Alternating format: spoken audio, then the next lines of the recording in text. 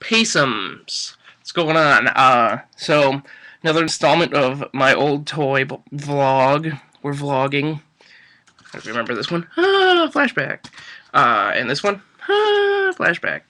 Um, this next one's not. Oh, excuse me, I almost died.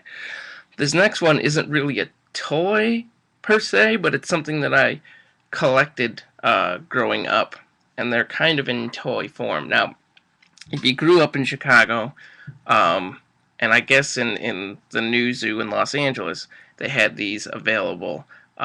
They were not in stores. They were actually little kiosks kind of thing, unmanned, all machine, and it would make something for you. And these things were called Mold-A-Ramas. What they would do is you get them at a zoo or a museum, and it would make these little plastic waxy figures, and of course at the bottom it would tell you where you got it from. You can read that. It says Brookfield Zoo, and it would be monochromatic. Each one would be a different color. Sometimes the colors wouldn't match the animal. This is an orange walrus. He's the walrus, and there's a lot more. I'm not gonna bring them all up. Of course, this is pretty appropriate. A nice black colored gorilla, because that's what color they are in the wild. This one also is appropriately colored. It is a alligator or crocodile. They don't tell you what the animal is on the actual thing, which is just reiterating that back in the day they wanted you to be a little smarter. They wanted you to figure it out for yourself. Here's a gray elephant. Elefante, if you are not English. And here is a white, because, it's snow. They took a little bit of liberty with this one. A white penguin. And there's other ones too. There's a lion.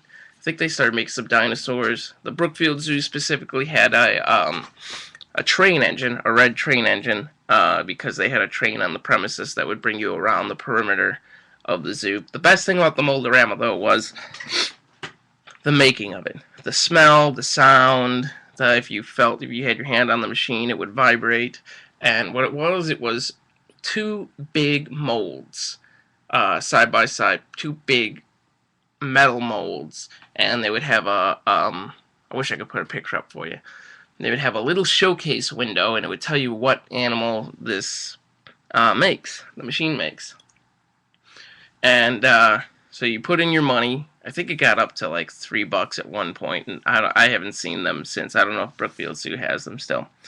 And the mold would come together, okay, and you could hear it filling up with the plastic material, and you could like smell the hot plastic material coming out of the machine, and then you would hear it go, blah, blah, blah, blah, blah, and it would kind of like you would vibrate the whole machine, and then finally everything would stop, and the two molds would pull apart, and your little animal created right in front of your eyes would be there, and this tiny metal spatula would come in, scoop it up off the ground, and you could see where the plastic came in, because there was two little holes on the bottom, and it would come up and in, fill from the inside out, and it would come down, and it would land into this metal kind of little door and a little trap, and on the bottom of the trap there was always mesh for loose particles to fall through, and you open it and it would be like warm. It would be like really warm, and you'd take it with you, and you could only really get like one, maybe two a visit, because they're brittle.